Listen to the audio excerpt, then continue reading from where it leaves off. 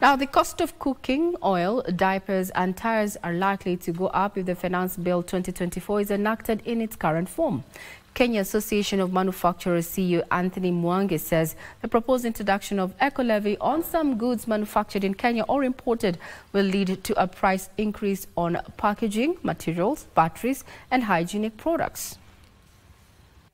Bread has been hit ab initio by Eco Levy. Before you are hit by edible oil, which is used to make bread, you already hit 13% by Eco Levy. Cooking oil, 5%. Before you're hit by excise. Before you're hit by excise on plastics and packaging. Cement, detergents, Eco Levy.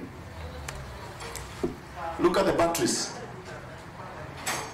Your car battery is 12 kgs.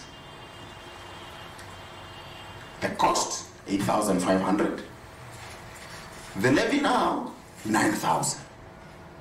So government tax now is more expensive than the product. This product manufactured here now becomes more expensive than the same product from China, than the same product from Egypt, than the same products from Uganda, than the same product from Tanzania. So, what do you expect? The traders move in and bring in the diapers. It's still a mandatory requirement in Kenya.